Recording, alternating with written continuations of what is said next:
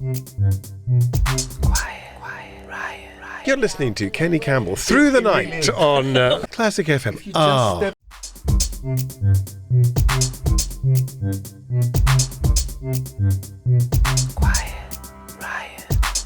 Hello and welcome back to Quiet Riot with me, Naomi Smith. And me, Alexandre. And salve omnis from me, Boris Johnson, here to remind you why Quiet Riot exists and dispel those ridiculous rumours that Naomi is, in fact, my 17th child, the delectable fistula halitosis Johnson. Every week, Quiet Riot pours eco-friendly oil on the troubled waters of political debate, bringing opposing voices together in a convivial atmosphere that is less political party and more lockdown party. I say, did that egg on legs Cummings write this? Anyway, it's not all about the whiff-waff and shebangery, though, because Quiet Riot brings you calls to action so you can help enact change. Yes, change! Just as I helped enact several changes of Prime Minister and exactly no changes of suit, hair or undercrackers in my time as Lord High Poudre of perfidious Albion. Pwah! So pull up a suitcase of vino, collapso, plumb it gently into your favourite chaise longue and help us all start a Quiet Riot. Double pois. Who was that? Welcome back to Quiet Riot. I'm Alex. I'm back with raw knuckles and seriously blistered feet after an insane amount of door knocking. I'm Naomi. And yet again, without a microphone or headphones and sat in the corner under a table, I'm Kenny, your producer, delighted for once not to be the only kilt wrangler in the room. But more on that anon. On this week's show, we've already dissected to death the party campaigns, the gaffes, the scandals, the personalities. So instead we're going to chill out, reminisce about elections past and discuss which bits of the night we are most looking forward to. And in part two, we try to read the runes as to what we think a new government might do to delight or disappoint us. And taking the trip down memory lane with us are two familiar voices, actually more like 102 familiar voices, because first up is a man who needs no introduction. It's Rory Bremner. Hello, Rory. Hello, lovely to be here. Rory, have you been practising your Starmer? I have. I have been, but only in a very modest way. I want people to point at me and proudly say, yes, that is our least worst option. He's a tricky one because you've got the Dalek bit and you've got the... So it's still a work in progress, but then so's he. So let me say, I will... But I mean, there is that... So I think when I went to see Spitting Image, and there was a good line on that, because he would always qualify things. Yeah. And I think one of the great quotes was, to infinity, but in a pragmatic way. It's very good. So how do you approach adding new voices to your repertoire and are mannered voices easier? Well, yeah, obviously you do pray for a William Hague, something that is absolutely recognisable when it jumps out of the radio. I mean, you want a voice that people recognise. Whether it's a George Galloway, for example, you want some colour, and his voice. I mean, salam alaikum if you're listening in Rochdale, by the way. So may I say to you, he has a voice. Do you remember that song Tainted Love? And that's the rhythm of George. Once I ran from you, now I run to you. There are times I think I want to run away from the pain that you drive into the heart of me. And Farage was my way. And now the end is near. And so I face. So you pick up a rhythm, but it absolutely is. If I play you somebody on the radio, their real voice. If I played you Wes Streeting, how many people would know, oh yeah, that's Wes Streeting? Sure. So hang on a sec, you can do Wes Streeting, no, I but can't. nobody can know you do it. Exactly. Well, that's it. I mean, there is that thing. He might be doing Wes Streeting right now. You'd never know. You'd never know. But that is, they've got to kind of settle into the public consciousness. But I mean, honestly, with my act now, they love the big beast. They love they all know Trump, and they all know Farage. Let me say, no. Let me speak. And obviously Boris. So you go for the big big beasts, but honestly, if I did Grant Shapps, I mean, he's been in for 14 years. He's been part of the government. And often on media. Yeah, but, if I played you Grant Shapps reading that, would you go, oh, yeah, that's Grant Shapps? I mean, you might because, you're with it all the time. You're weird. But Jeremy Hunt, Well, I think we've only got one guest today, actually. Yeah, he's doing both of them. So we are also joined by Guardian sage, political analyst, and for a long time, my Twitter wife. We were married on Twitter, that's true. I like Sage. I like Sage a lot. So, in fact, you're his ex-Twitter wife. Unfortunately. Shall I actually introduce who you are? Yeah, because, please. this is intended. It's Zoe Williams. Hello, Zoe. Welcome, Zoe. That was fine. I was happy to just be a very wise, nameless person. You're fresh from Glastonbury. Yeah. Or maybe not so fresh. Fresh from Glastonbury. It was a warm Fresh weekend. is one word. Was the atmosphere charged by the coming election? Did you see banners here, chants? Is everyone very excited? So sweet of you to ask that, as though the answer is going to be yes. No, God, no. I mean, there was a huge amount of vote. Use your superpower. Vote. Crash the system. Vote. Do you remember in that doomed Brexit election when we did a lot of kind of get the vote out sloganeering? Yeah. So it was exactly the same as that, only kind of 8 years more dated. And nobody's biting. Nobody buys this stuff, Like there's very little enthusiasm for the Labour Party. It's a very pro-Palestinian crowd, Glastonbury. So there was a huge amount of active disaffection with Labour. There was some enthusiasm for getting rid of the Tories, yes, but nothing like. I mean, 2017, it was not. So there's no chanting. No. I was going to say that's the problem because you see with Jeremy Corbyn you had 5 syllables and you can't go okay. It's got to be Jeremy Corbyn. So that's a problem to scan that. And that's definitely what's gone wrong. Was there only thing that's one gone of wrong? the things that have gone wrong. Was there an inflatable Ed Davey? No, there wasn't. But we were thinking this morning about Ed Davey and his. I mean, Naomi, I don't want to speak out of turn. I know you're very keen on this party. How long since you two have seen each other? But his do something you've never tried before. Vote Lib Dem accompanied by a bungee jump. Everybody doing that at Glastonbury would have, I think, made more difference than the vote use your superpower vote stuff. Okay, but there was method. I think you can see why he was doing it because without that, I mean, we got to the stage where you could only get the Liberal Democrats on the red button. Where you had to go to, they were a minority sport, and he just, he put them on the map. Well, we were talking about what it would take, because everybody's talking about Biden and what it would take for him to claw that back after the debate. Prove how vigorous he was, and the answer is a bungee jump. That's the only thing he can do. Back once again, almost certainly doomed to tongue-twisting failure, we attempt the news in 60 seconds. I see what you've done. Kenny, are you ready to start the clock? Do it, boys.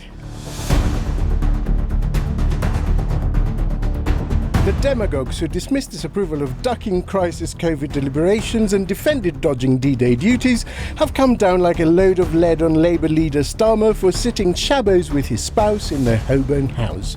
By way of recourse, a Labour source was of course quite coarse. Ed Davey did a bungee jump, providing what could be the second most impressive bounce back for the Lib Dems this week. Another week, another Racism for Reform UK Party Limited, who despite claiming they are not racist, misogynistic or bigoted, saw 2 candidates defect, with one asserting that, I quote, the vast majority of Reform candidates are indeed racist, misogynistic and bigoted. Royal Mail denied a backlog of postal votes despite thousands claiming they haven't arrived in only hours before polls open. Add it to the backlog in asylum, the backlog in the NHS, the backlog in the courts and the logs back in our rivers.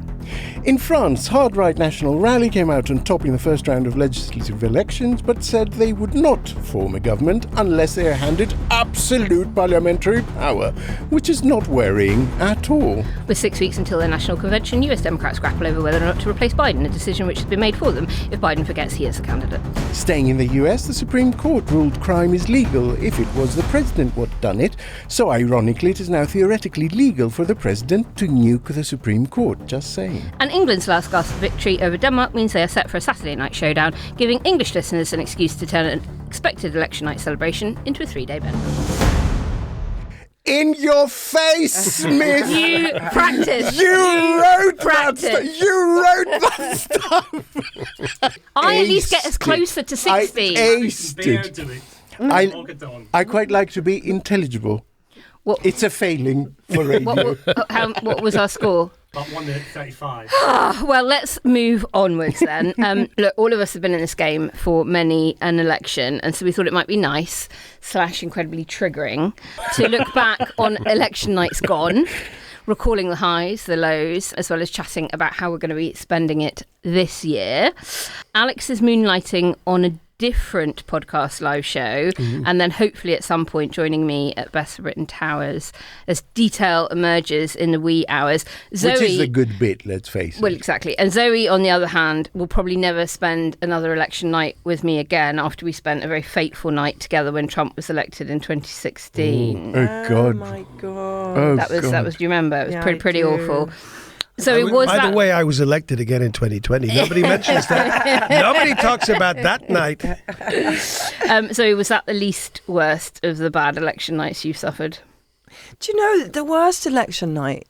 I mean, this is going to sound mad, but I think it was actually 2015 because I was so sure it was going to be Another coalition. Parliament, and maybe Ed Miliband would get the upper hand for a change, and maybe we could put austerity behind us. And obviously I had no idea how bad things were going to get. And then when that exit poll came out, I remember just going, maybe it's wrong, and everybody going, they're really not wrong. It's not wrong. It's not wrong. And me going, sometimes they're wrong, and everybody going, no, they're never wrong. Never wrong. And it was Paddy Ashton, I'll eat my hat. Yeah. I remember I was booked that night to do a show at the Institute of Directors, down with the kids, eh?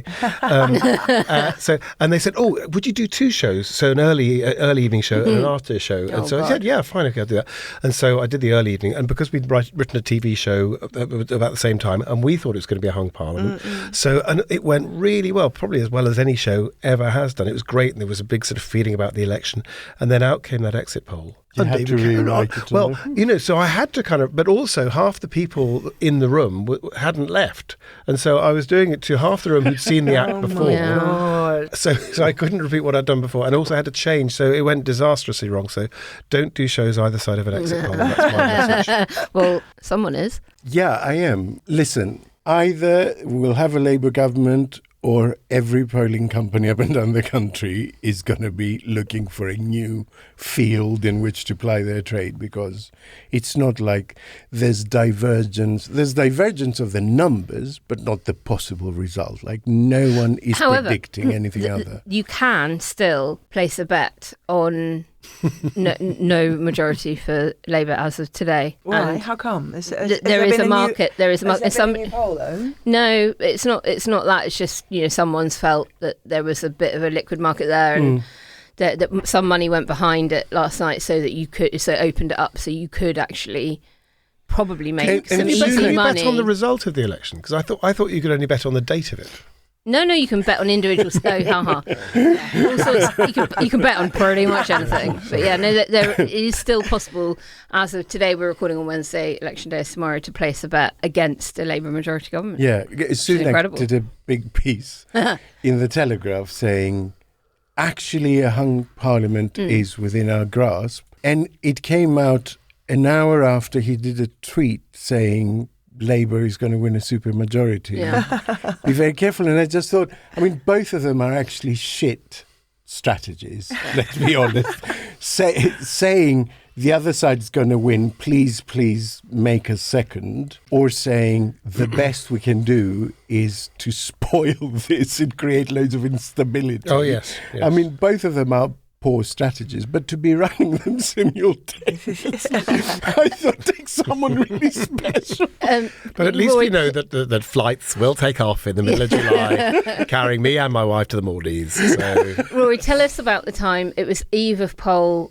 I don't know if it's 2001 or 2005, and didn't you ring dear old Peter Hain? Oh my God! Yeah, and there's a few of those. Yeah. Oh God, that was. I think that was 2005. Yeah, we did a couple of things in 2005. There was one in person where 2 days before the election, I was made up as Michael Howard, and we had to find out where. Because literally, I was sitting waiting. We had to find out where's he going? Where's he going? Where's he going? Exactly. It was. Yeah, we were just waiting to find out where he was going to be, and he was going to Wellingborough. So we jumped into and up we went to Wellingborough, which, as it happened, was Peter Bones, and nobody knew who Peter Bone was at that stage. He was just standing there, this rather tall guy who looked like Sven-Göran Eriksson, carrying a baby, because of course he had 3 children. One was 17, one was 18, and one was less than 1. So of course, Michael Howard, are you thinking what I'm thinking? Which is exactly the election slogan.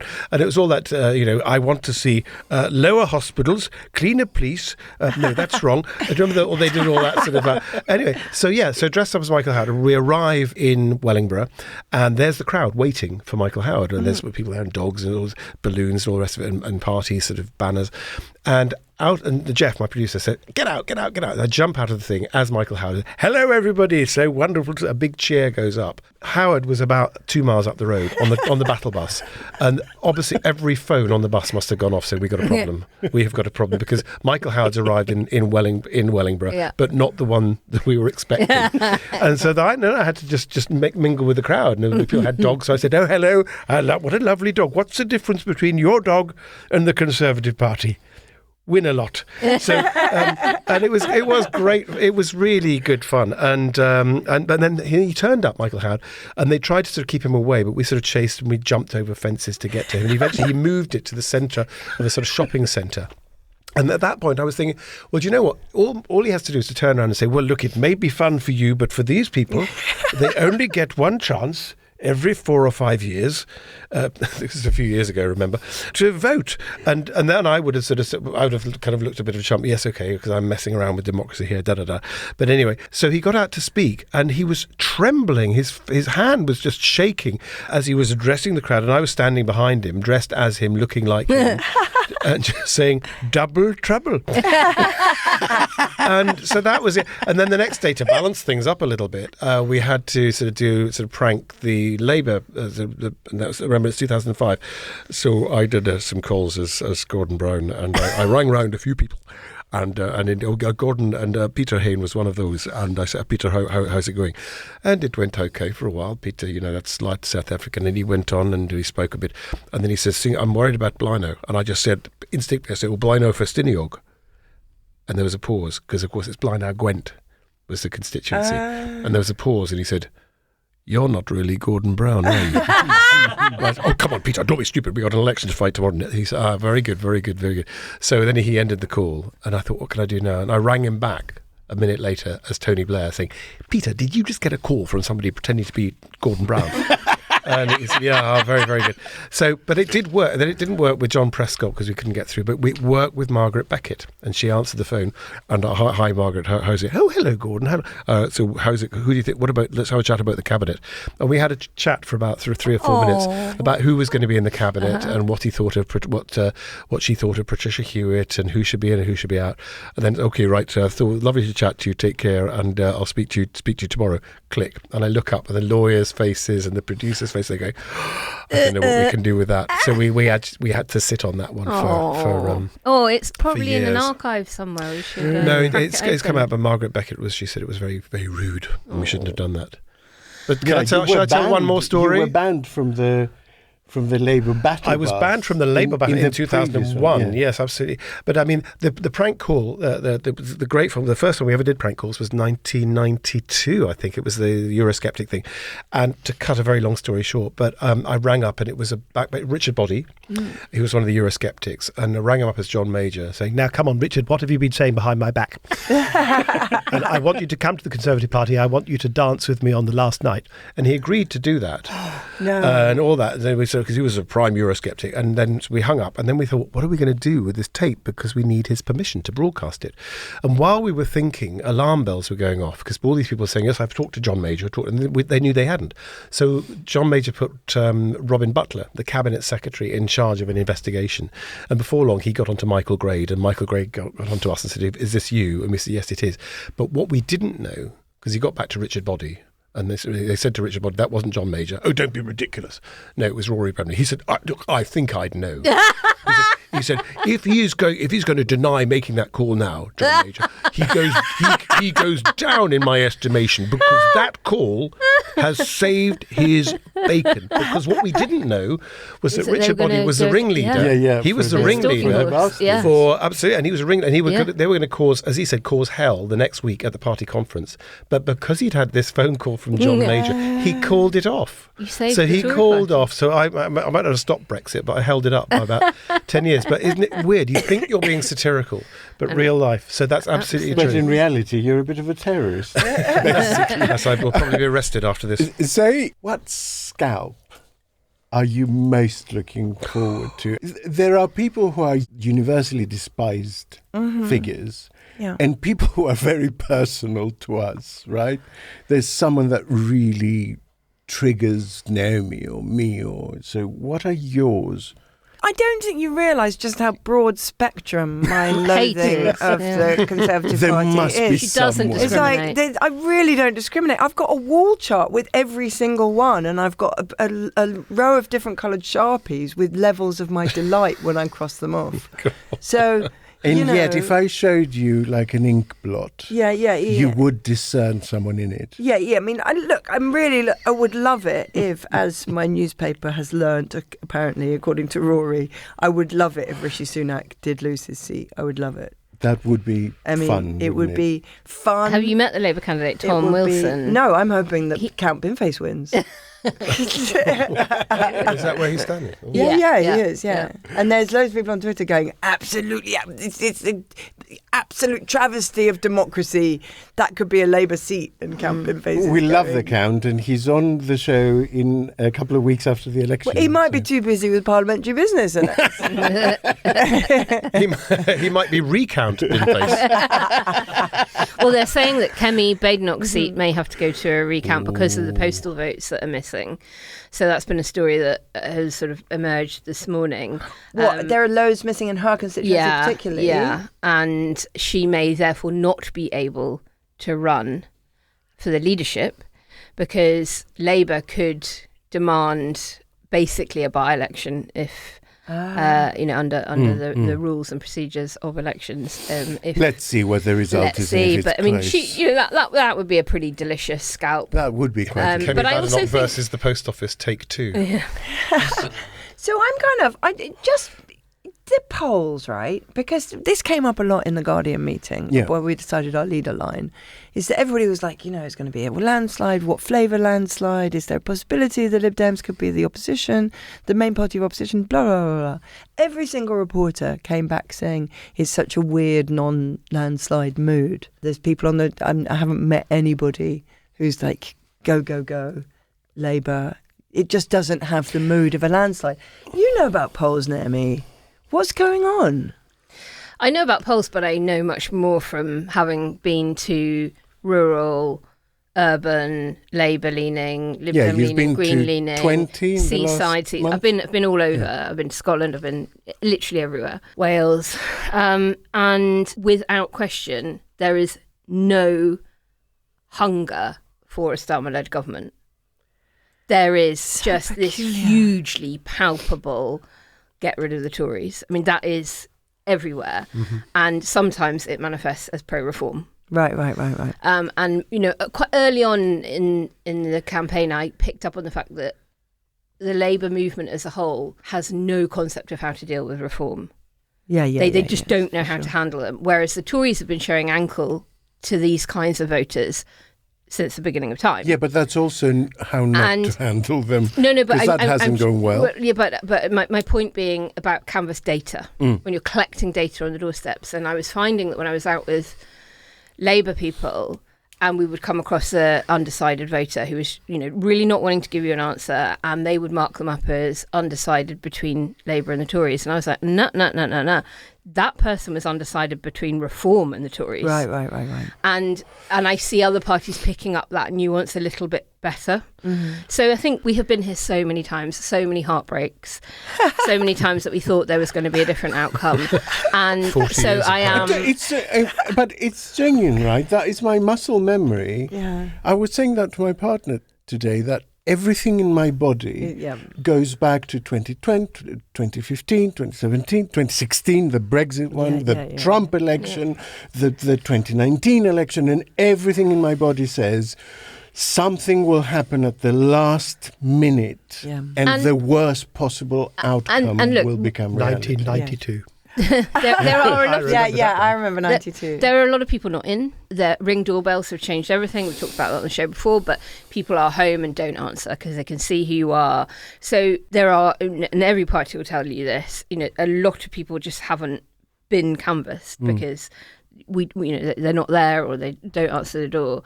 And why? Why do they not want to answer the door? Why do they not want to tell you how they're voting? And I think there is a huge shame around admitting that you would still back these people, or that you'd go even further to the right with Reform, and an embarrassment about admitting that on the doorstep. So I am concerned that there will be that muscle memory moment when you're alone in the polling station, in that little booth. No one's going to see what you do. Yeah.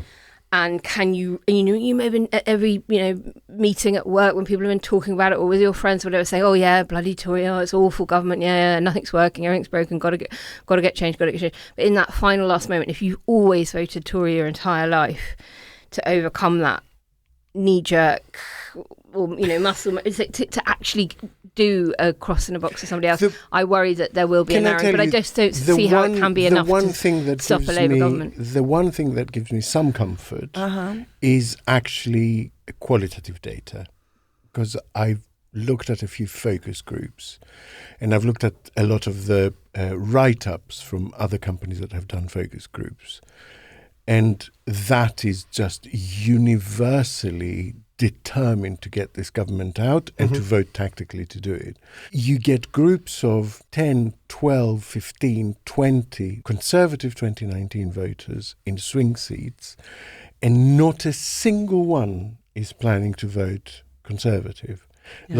Not I'm wavering, none of that. The one thing they are certain is that they will not be voting Conservative. There's just this huge anger. I saw some vox pops from Banbury, like the safest of Tory seats.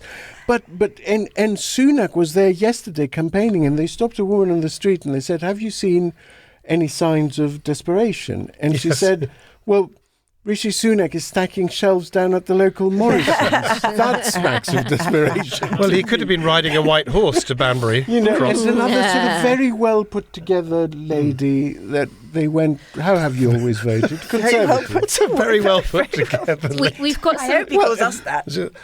Any relation to a self-made Rory, man. mainly Rory, I refer to like that. But maybe it's this thing of Labour not having a leader, or indeed, as far as I can see, anyone on the front page who inspires enthusiasm in the same way. I mean, we're talking about this because, of course, Boris, for all the, his thing. I always said that he's not a leader; he's a cheerleader, and he has got that ability to get a crowd going, to get some enthusiasm.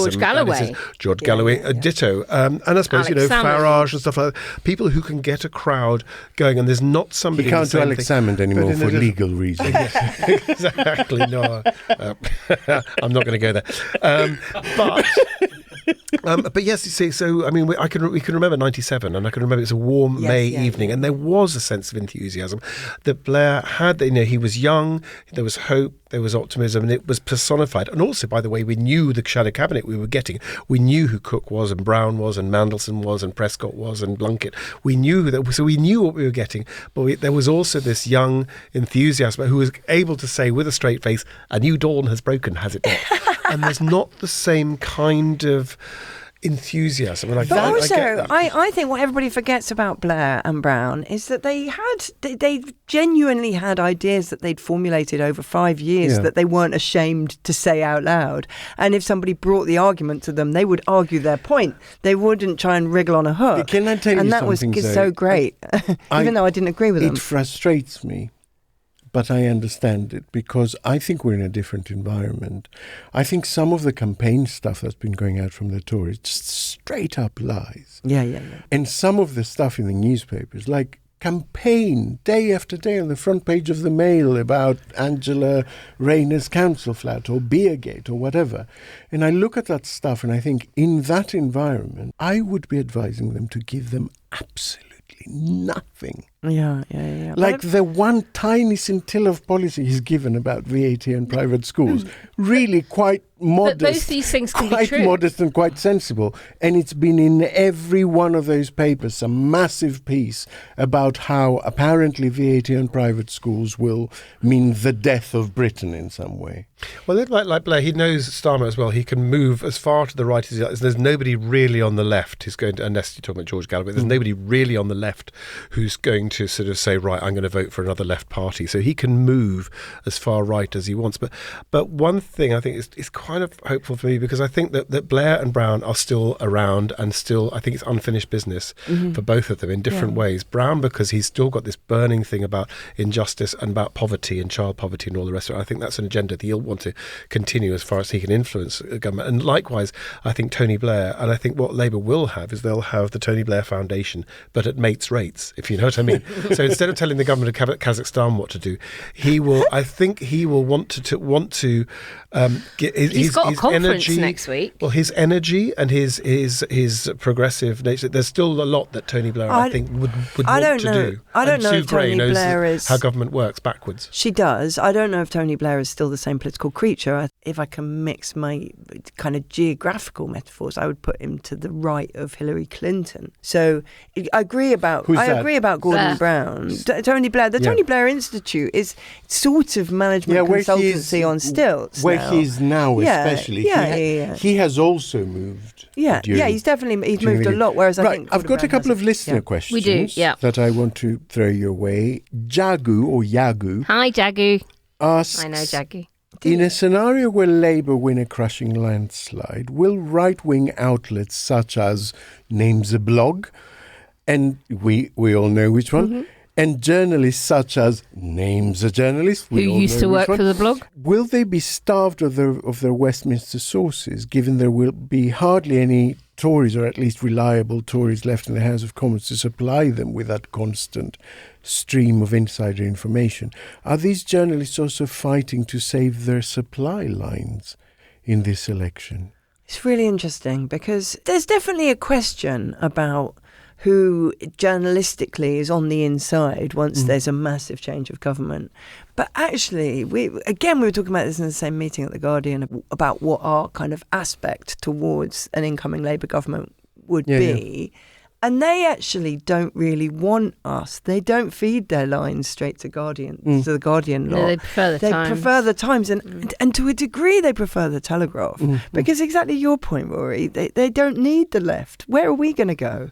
So, and to the extent that they want the left, they go to the Mirror. Yeah, exactly. So they've got the left, but even the Mirror. I bet you the Mirror finds it frustrating that they kind of probably prefer the Sun a lot of the time. So it's just not as straightforward. You get a Tory government, they come in and they give all their lines to the Telegraph and the Mail. But when you get the Labour government, I think it's going to be a different story in terms of whether an actual toxic gossip site where they get their stuff. They literally go through bins. Yeah. I mean, that they do. They rifle through. So I don't think on the street. I don't think they care who's in government. Another parallel with 97 is that Labour have sort of had to match Tory spending and tax plans broadly. Yeah. And remember in 97, after the election, Ken Clarke had set out these Tory spending plans and tax cuts and stuff like that. And Gordon Brown said, right, OK, we will match those.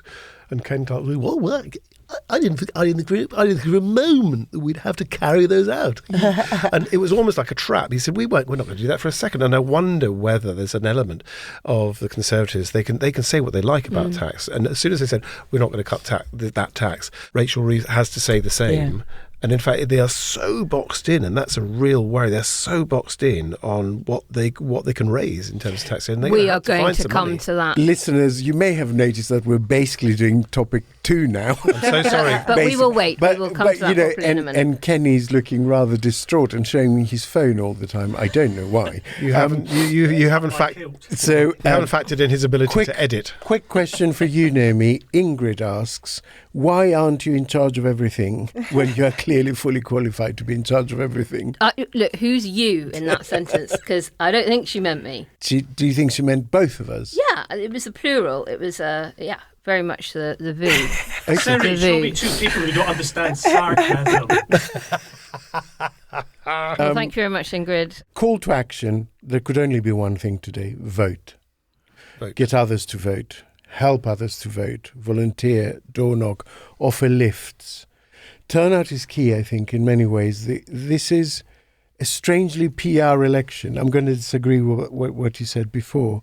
I think numbers and percentages do matter this time, because I think if we end up in a situation where Reform and the Conservatives can add up their percentages and see a big opportunity, I think we are in for a lot of trouble. But the thing is, they don't play a straight bat. So even if they add up their numbers and it's not an opportunity, they'll say it's an opportunity. Yeah, even when they get a very slim majority, they'll call it an overwhelming majority. They don't play it straight. No, I know. It doesn't matter what the numbers Nigel are. Farage will come out the day after and say, Anyone? Actually won. There's been a political earthquake.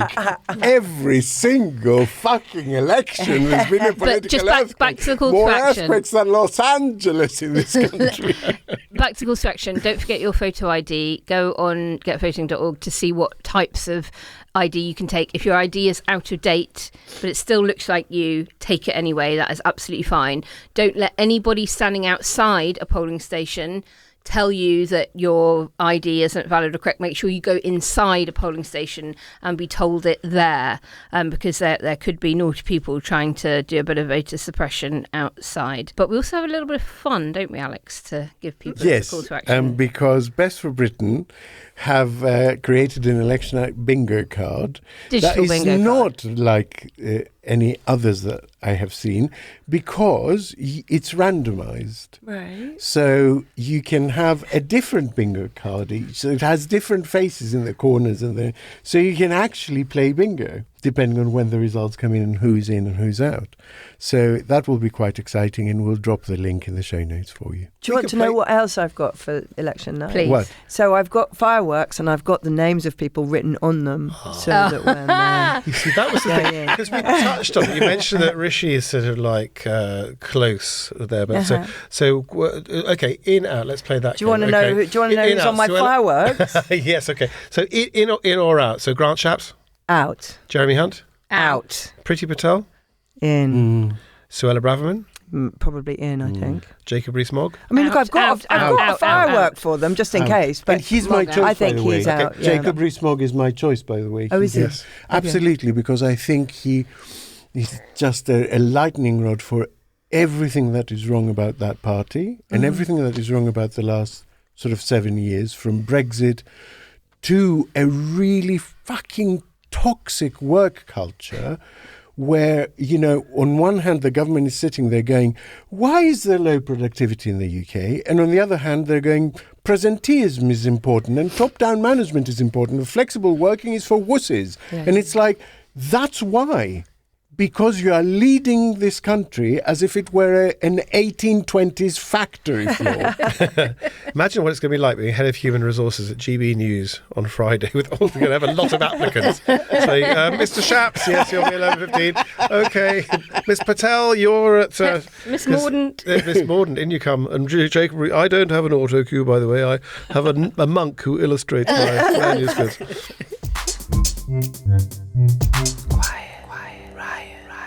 Pride Month may have drawn to a close, and with it, the many, many, many people and products the right have declared woke. But that doesn't mean we don't have some hilariously juicy anecdotes to bring you in this week's Wokey Dokey. Okie dokie. Okie dokie.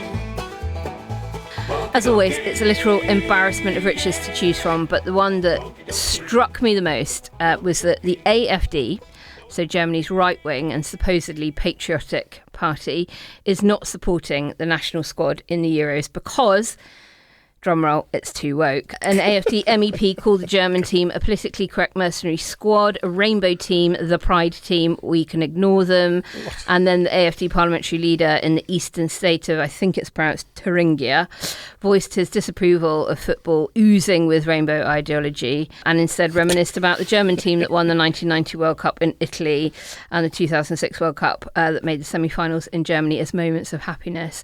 And I got Germany in the Best of Britain sweepstake for the Euros, so I actually hope they do very well. And it did remind me a little bit of Hitler hosting the German Olympics when awkwardly, for the world's most famous eugenicist, it was actually the black American athlete Jesse Owens who outperformed Hitler's Aryan athletes to win 4 gold medals. So I say all power to the German, part Nigerian, part Ivory Coast, part everything that they are, beautiful mixed. I mean, we had a Pratt in this country that did exactly the same 2 years ago with the England team, didn't they?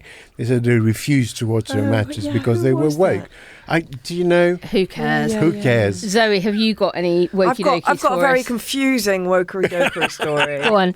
So I don't know if you've seen this story about Daniel Miller and Nina Power, the Telegraph journalist, losing a libel case against Luke Turner, in which they are basically setting up sock puppet accounts, calling people woke all over the shop, and it kind of segues into anti-Semitism. Both of them are now bankrupt, but most of their conversations are about their completely confected war on woke, which has now bankrupted them. That's good. But I think the Telegraph radicalisation is quite an interesting thing. It really is. Absolutely. I think there should be. And isn't its ownership now in total stasis? Like, we don't know who's going to buy it. Considering that Alistair Heath is the editor of the Sunday Telegraph, his list just reads like a fever dream. His little list. But I mean, next time if you see an Alistair Heath article, just look at the verbs and the adjectives. Yeah. I mean, it's the hype. This sort of, he's getting more and more worked up. Alison Pearson the same, Sherelle Jacobs the same, and they're working themselves up. And I mean, I'm not sort of saying it's just in by any standard. If you spend long enough, the hype and the working out and the anger. I mean, I used to talk about the beaching cuts of railways. That there are several stops between calm and angry. You can be dispelled. They're on the express.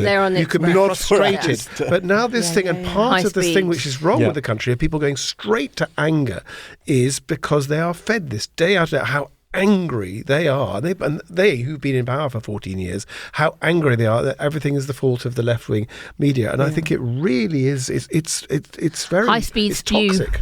Yeah.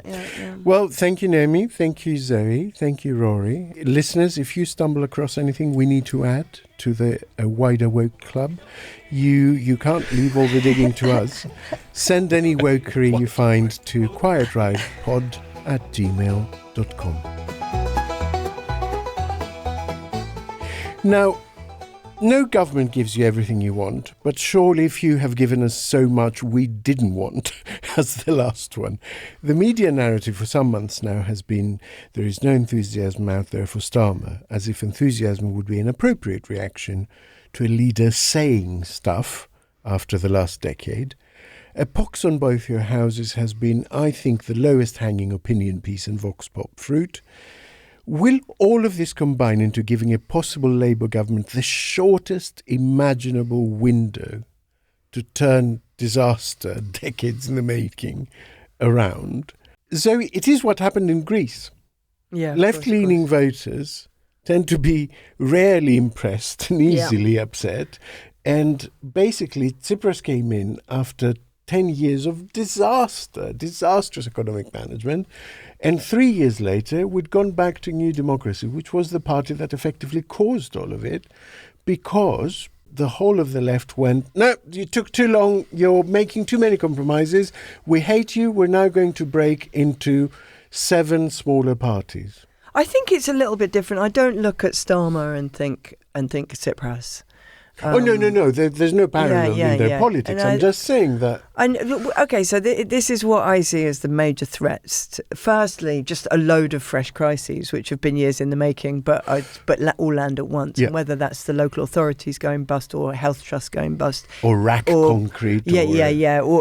Or some external shock. You know, there are lots of things that plausibly could happen that would make everything feel a lot worse. The second thing I see going wrong is just that they're much, much too cautious. And that goes back to what you were saying about maintaining Tory tax and spend promises. They're much too cautious, and people will feel like they took your dream for meaningful change and they just squatted the territory and didn't actually change anything. Now, to be fair to them, they haven't promised very much, so I don't think it's a case of like they've done really good expectation management, but you cannot keep. You can't U-turn if you never. No, exactly. But you pointed in a direction. You can't keep the human spirit down, exactly. And there will be people who are hoping for things, and if they don't get them, they're going to be upset. I think not just external. I think internal. When you've got such a huge number of MPs. So when Gamblegate came out and Starmer was saying, if it was in my party, his feet wouldn't have touched the ground. I thought, don't say that, because with 400 plus MPs, every sleaze, every bit of scandal, it's going to be one of your MPs that this happens to. And I was talking to a member of the current shadow cabinet, probably by the time this goes out, almost cabinet member, and they were sort of saying the same, that that it is just an inevitability with all the vetting in the world that someone will just get very high on being famous and locally popular and all of the advances that come to you and fall into a honey trap or very, very high or whatever. And all of that could happen quite quickly. Alex, what are you... I mean, I think out of all of us, you're probably the one that's most excited about a Starmer-led government. You are a bit of a Starmer stan. But is there anything that you're sort of bracing yourself for that he might disappoint you on? In what way am I a Starmer fan? My objectives, my goals haven't changed from what they were 10 years ago. Economically, I'm actually very on the left of Labour. I've just settled into a belief and understanding that there is a problem with wanting it right now. And what the right wing of politics does very well is a series of banked small wins. And then pushing for the next thing, and then pushing for the next thing. And I think we're really shit at doing that on the left. Yeah. We want like everything right now or nothing, and the answer is usually nothing.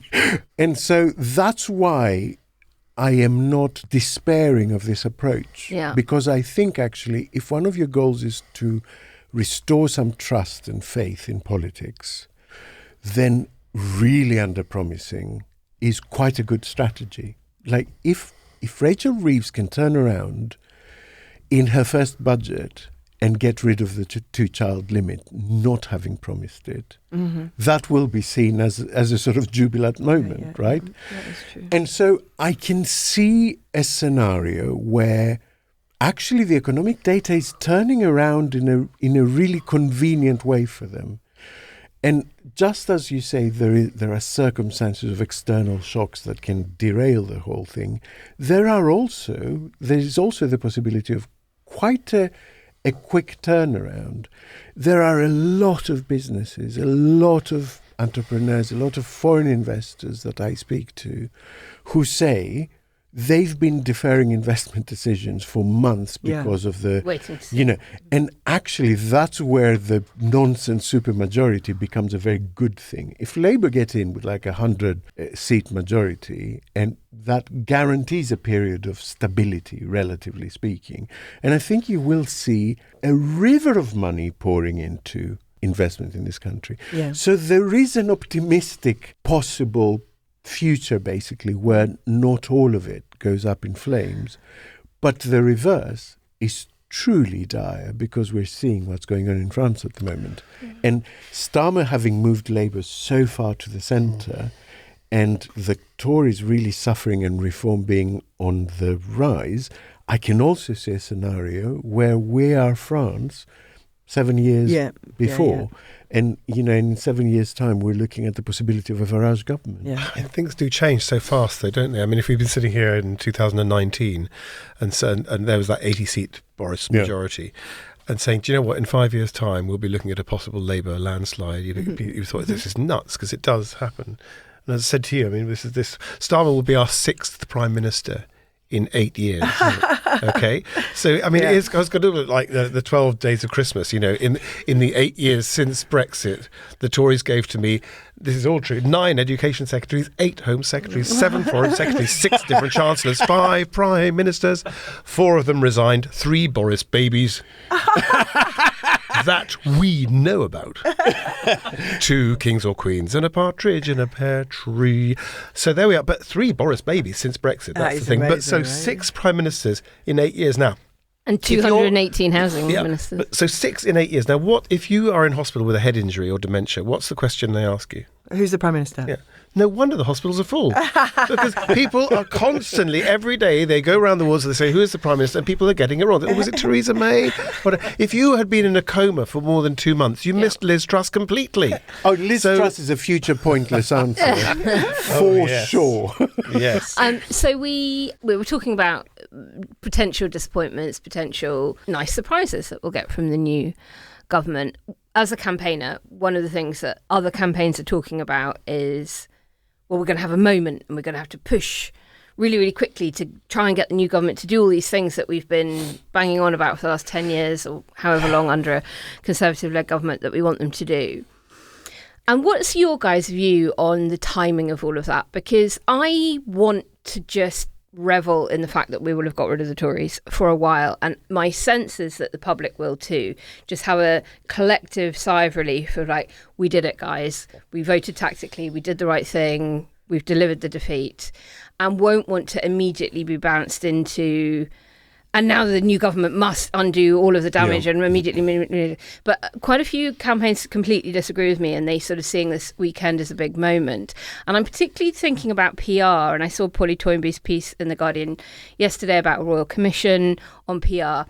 And of course, as we were talking about with Farage claiming landslide, victory, seismic earthquake moment for him, if he gets 15, 16, 17% of the vote share nationally, but only 2 or 3 MPs, and the Lib Dems get 14% nationally, but 60 MPs, he's going to wade in very, very quickly on the PR debate. And given that most people in the PR landscape are progressives, is that good or bad timing? Like, what's your view on that, Zoe? Well, I think that's really interesting. That I think you're right. The PR is going to be a big question after the election, but also how to deal with reform, because Labour has already shown they are not up to it. From pulling their candidate out of Clacton to making these kind of, to trying to meet reform halfway on immigration, which is not possible to do.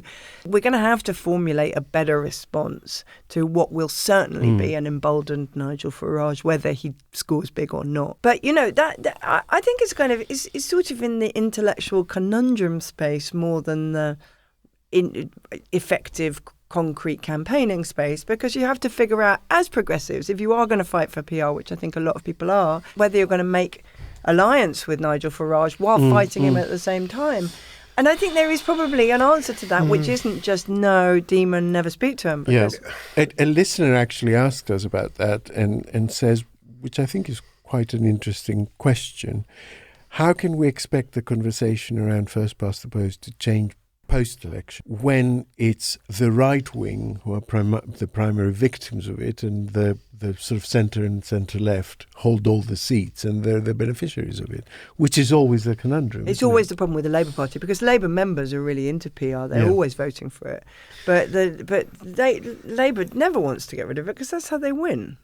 Occasionally. Well, when I've done stuff with Make Votes Matter, and that's a campaign, I always say, well, hang on, that does mean that reform could have, whatever, 30, 40, 50, 80 MPs, however many. And they say yes, but history says once they're brought into government actually, in some ways, it takes the sting out because they're actually hopeless at organising. It comes down to, can they run the schools? Can they run transport? Once it's power. And I don't know if I'm really ignorant about this. Somebody has pointed, but if when Sinn Féin were brought into power in Northern Ireland, or in power sharing in Northern Ireland, did it in some way neutralise? Because it's true for Reform and Farage that his greatest weapon has been grievance at being denied any part of power. If you give them power, and then it's so they've no longer got the grievance, but then it's right. How good are you at administration, and how good are you at actually running departments, and then that's the essence. So after it might take one parliament for it to happen, but then you see that guys, well, I suppose maybe Brexit's the example. Okay, right, we're fighting for Brexit, right? And then they get Brexit, and they go, oh, what do we do? Yes. What do we do now? Quite. Yeah. And so if you said, if you kind of mix the analogies and make Brexit as an example of PR, they got what they wanted for, and it was a public vote. Then what happened? But the analogy, I think, is a sound one, because they didn't know what to do with it. They were the dog that caught the car and then didn't know how to drive the car. But the result of that was that they did it much, much worse than it needed to be done. So I don't think you want to put a dog in charge of a car. And what's interesting is that, a better relationship with Europe, liberalisation of the visa regime, it comes up in practically every discussion that I have with any economist or trade expert. Like Dmitry Grozubinski 2 weeks ago said that. Paul Johnson, I interviewed him 2 days ago, said that. And so what's interesting is that the lowest and juiciest hanging fruit is growing on the other side of a completely politically electrified fence. Like, that is the one thing that Labour could do. Such an overcompressed analogy. Can you draw a picture of that, Alice? Just help me work it out. I see it as a fig. I don't know why. Well, not a new analogy. Oh my God. I don't know why. But welcome what to I Mixing wanted to say Metaphors with Alexandra. I think reviewing and reforming stuff costs not a hell of a lot of money, and I think it really is an overlooked area. Like restoring some professional, some ethical standards, reorganizing some departments which are a mess. I mean, everyone knows the Home Office is a dysfunctional mess, has been since Labour actually smushed it into one department, which they never should have done, and farmed just justice away to a separate bit. So there is quite a lot of stuff that can improve people's lives and the functionality of the state. And I think that's why it's really good that you've, in that sense, if not that you got Tony Blair had 10 years of experience, and Brown had 2 years of experience, and Sue Gray has had so much experience in civil service, that knowing how government works in order to make those reforms and in order to do those things which aren't necessarily about spending a lot of money but are about this works, this doesn't work. We know, because Blair would say this is a lever that I pull it and nothing happens. And so they may know how to reform things and what needs changing without necessarily spending a lot of money because they know how government works. And on that, in the Labour manifesto, it's mooted that they've got some big consultations coming once in government, 7 big reviews named they've announced manifesto, 6 more discrete sort of in scope consultations. And so what we'll leave you with is that call to action that when those are live, get involved with them, respond to those consultations. If they relate to your industry, make sure your industry body is responding to them, that other companies in your field are. So keep an eye on all of those, and as and when they are published, we will include links in our show notes. So listeners, very, very quickly, it is now time again when we just gotta troll with it.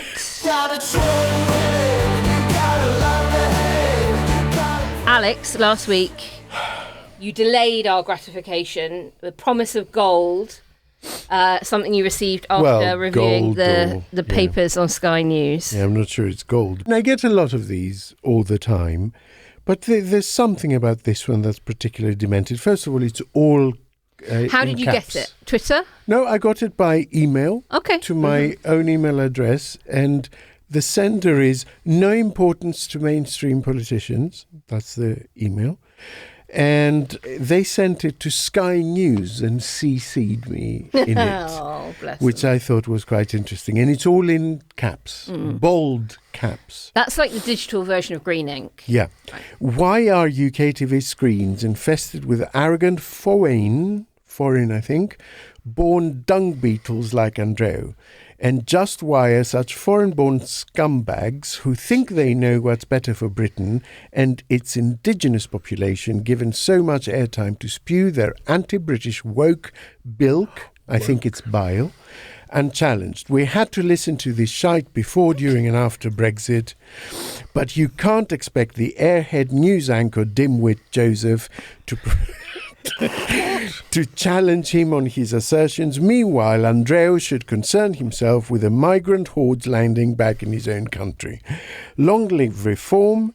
Long live Nigel Farage, the greatest politician of his age. Long live Enoch Powell, the greatest PM this nation ever had, and who predicted the destruction of our society, its heritage, and of life. So, yeah. Is there a sign off? Like lots of love? No, nothing, Okay. nothing. I just want to say... I'm sorry. I'm sorry that... It's horrible. No, I'm sorry Okay. for destroying your A of life with my foreign bilk. And whoever you are, I know that post-Brexit there have been medicine shortages. Get in touch. We can try and help. Rory or Zoe, any particular standout bits of feedback don't really you hate had? you, do they? No, I haven't bet much. I do you- remember Bird and Fortune when they did this wonderful, and I think we got a letter in at Channel 4 saying, "What can we do about these dangerous liberals?" It was either dangerous liberals or the other was these liberal extremists. And I love the idea that you could sort of be in the middle, but somehow extreme. Discuss. That's an interesting one. The Sky News audience is quite tasty. Isn't it? My most recent one is somebody who felt sorry for my shirt because it had to be near my body. Oh, that's amazing. That is amazing. I was like, wow. I'm kinda so intense. sorry for my shirt. So sorry for my skirt. But also, so like, sorry, you it know, hurts. if you were that person's therapist, you would be filling that notepad, right? you would be thinking, oh, there's so much here. I mean, you've probably, the James Blunt, have you come across his replies to trolls? Oh, which are he's wonderful. brilliant. And I think one of them, they said, I like to turn up and sing really loudly and really badly at James Blunt's concerts to spoil everyone's video filming. And James Blunt put, so do I. So things like that, which is, I love. And you say troll with it, because it's actually always best if you kind of just take it on a step, not just Absolutely. head on. And with that, we shall bring this week's episode to a close. Our enormous thanks to Rory. Pleasure, thank you. And to Zoe. Pleasure.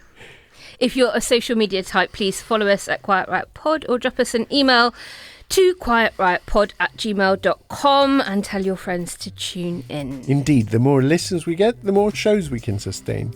Thank you for listening. We'll be back as soon as our election night hangovers wear off, and that probably means Monday or Tuesday. Quite Right is an audio production by Cooler Heads with Naomi Smith, Alexandria and me, Kenny Campbell. Music by Mariana Sankita. Artwork by Simona Canalou. Quite Right is a co-production with Sandstone Global.